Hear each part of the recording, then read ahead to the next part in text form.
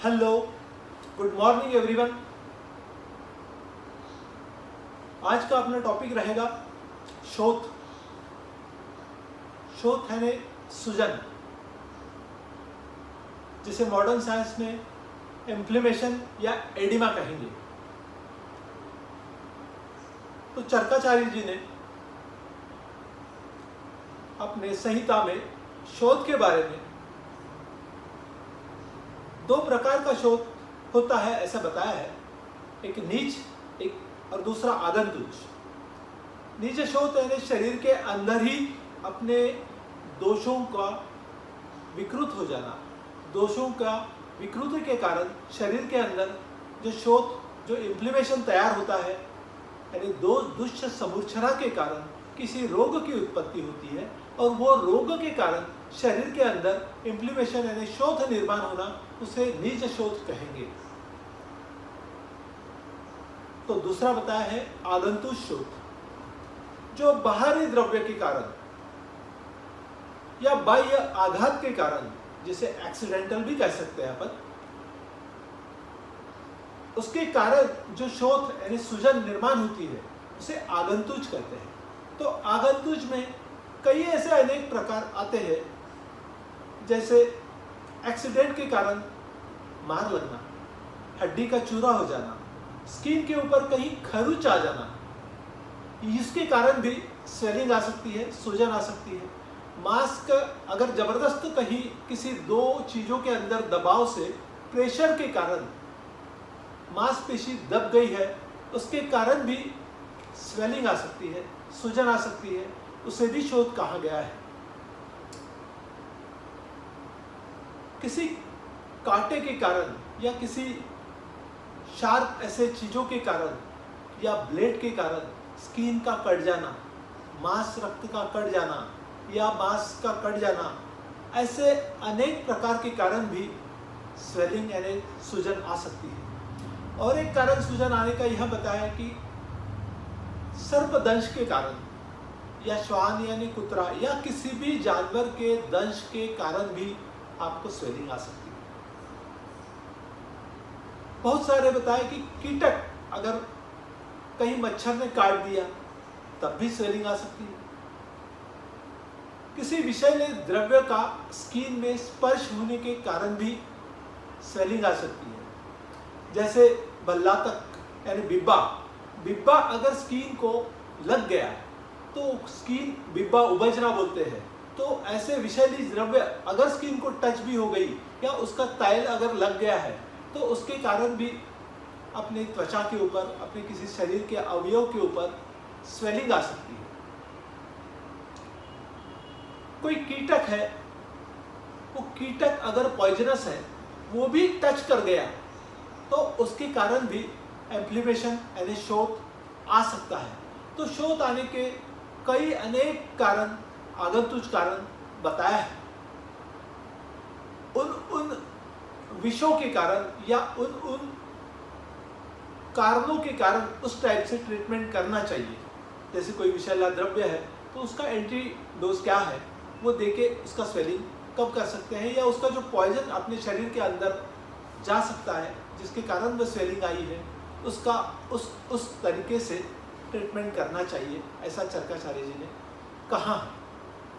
अब नीच यानी शरीर के अंदर ही अपने दोषों की विकृति के कारण, दोष और दुष्य की समूर्छना के कारण कोई रोग उत्पन्न होता है और वो रोग उत्पन्न होने के कारण उसके उपद्रव स्वरूप अपने शरीर के अंदर या बाह्य स्वरूप में शोथ निर्माण होना यानी सूजन निर्माण होना, यह भी एक कारण बहुत महत्वपूर्ण चरकाचार्य जी ने बताया है। सबसे पहली बात तो ये बताता हूं कि शोथ यानी इन्फ्लेमेशन, जब भी किसी आदमी को कोई वेदना होती है तो ये समझ जाइए कि उसे कहीं तो भी शोथ है, इन्फ्लेमेशन है, सूजन है, तभी वो वेदना आती है। और उसी के प्रथम लक्षण के कारण ही वह रुग्ण वैद्य के पास पहुंचता है, डॉक्टर के पास पहुंचता है। तो सबसे प्राइमरी लक्षण यह होती है कि वेदना, कहीं भी शरीर में आपको वेदना हो रही है इसका मतलब कि कहीं न कहीं आपको स्वेलिंग, सूजन या शोथ आ रही है, यह समझा जाता है। कोई अगर आपको ज्वर भी आ रहा है या कुछ हो रहा है तो आपको हेडेक होगा, पैरों में दर्द होगा, कहीं आपके अंदर जोड़ों के अंदर स्वेलिंग आ रही है तो आपको वेदना, यह लक्षण सबसे पहले दिखाई पड़ेगी। कोई कोई शोथ में वेदना रहित भी शोथ रह सकती है, रहती भी है, लेकिन अक्सर 90% प्रैक्टिस में यह देखा जाता है कि जहाँ शोथ है वहाँ वेदना अक्सर पाई जाती है। अब दोषों के कारण, वात दोष के कारण भी शोथ आती है, वह कैसी शोथ रह सकती है? पित्त के कारण भी शोथ आती है, कफ के वृद्धावस्था के कारण, बढ़ जाने के कारण जिस प्रकार से शोथ आती है वहाँ अलग अलग टाइप की शोथ हो सकती है। जैसे वातिक शोथ है तो वह दबाने से वो इमीडिएट उठ जाएगा। पैत्तिक शोथ है तो उसमें थोड़ा सा जलन रहेगी, वेदना रहेगी, वो रेडनेस रहेगा स्किन के ऊपर। कफज श्वेत है तो वहाँ गड्ढा गिरेगा, आप दबाव, जिसे पीटिंग एडिमा बोलेंगे। तो कफज शोथ में वो गड्ढा जो दबाने के बाद जो गड्ढा भरता है वो धीरे धीरे बढ़ता है। तो वातिक शोथ है तो दबाने के बाद वो इमीडिएट क्लियर हो जाता है। तो पैत्तिक शोथ अगर आई है तो वह जलन करेगी, अंगार करेगी, रेडनेस दिखाएगी। कई अनेक शरीर के रोगों के कारण अपने शरीर के अंदर ही शोथ निर्माण होती है। जैसे गुल्म में भी शोथ होती है, उदर रोगों में भी शोथ होता है। शोथ अक्सर कहीं भी पाया जाता है, लेकिन मैं यहाँ प्रैक्टिस के हिसाब से मैं आपको बताना चाहूँगा कि अगर हृदय रोग है, रक्तवाहिनियाँ अवरोध हो गई है, जिसके कारण अगर किसी को हृदय रोग हो रहा है तो पैरों में अक्सर स्वेलिंग आती है। पैरों में अगर स्वेलिंग आ रही है तो वो कहीं तो भी हृदय रोग की लक्षण माने जाते हैं। पैरों में या हाथ पैरों में या चेहरों में सूजन आने के और भी बहुत सारे कारण हैं। रक्त की कमी के कारण, एनीमिया के कारण भी हाथ और पैरों में स्वेलिंग आती है। अगर आपके किडनी में विकृति आ गई है, यूरिया क्रिएटिनिन बढ़ गया है, तब भी आपके चेहरे के ऊपर, पैरों के ऊपर स्वेलिंग आती है। तो ये जो गंभीर रोग है, जैसे शरीर के अंदर किसी ऑर्गन में स्वेलिंग आ गई है, तो किस ऑर्गन में स्वेलिंग आ गई है, बीमारी आ गई है, यह सोचने के लिए अपने को सूजन किस पोर्शन में है, कहाँ है, उसके हिसाब से भी अपन रोगों का अपने को मार्गदर्शन मिल जाता है। जैसे लीवर में स्वेलिंग आ गई है तो आपके पेट के ऊपर जलोदर निर्माण हो जाएगा। सिरोसिस ऑफ लीवर अगर हो गया है तो हाथ पैरों में तो स्वेलिंग आएगी, लेकिन पेट पे भी स्वेलिंग आएगी। लेकिन अगर हार्ट में आपको प्रॉब्लम हो गया है तो पैरों में अक्सर शाम के समय में स्वेलिंग ज़्यादातर दिखती है। अगर एनीमिया है तो शरीर सफ़ेद हो जाएगा, पैरों में, हाथ में स्वेलिंग आएगी, हाँफना पड़ेगा, चक्कर आएंगे। ऐसे अनेक टाइप के स्वेलिंग के अलग अलग लक्षण अलग अलग रोगी के अनुसार दिख पड़ते हैं। तो उस स्वेलिंग के हिसाब से उसकी चिकित्सा करना चाहिए।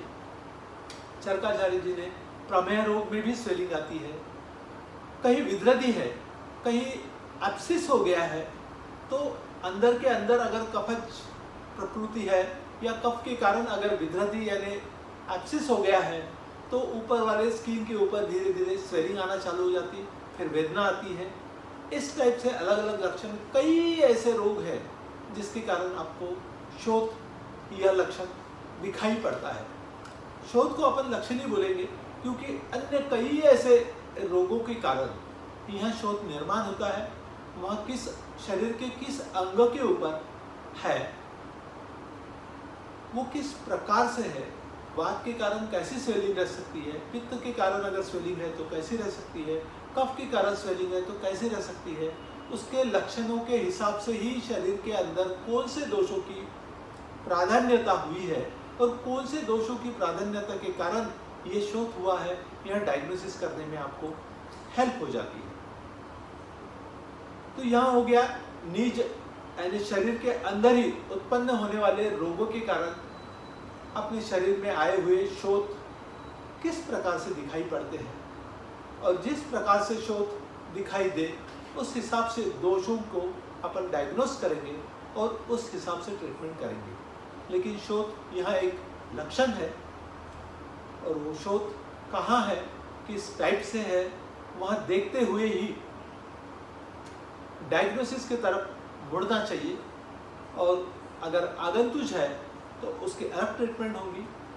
अगर निज दोष के कारण यानी शारीरिक वात पित्त कफ के कारण अगर दोष विकृति अगर आ गई है तो किस टाइप से शरीर के ऊपर शोथ निर्माण होगी, वहाँ चरकाचार्य जी ने बहुत अच्छी तरह से समझाया है। तो शोथ एक प्राइमरी लक्षण है, और वो अक्सर जब रुग्ण अपने पास आता है तो कहीं कहीं वेदना रहती है, और जहाँ वेदना है वहाँ अक्सर कहीं कहीं शोथ रहती है।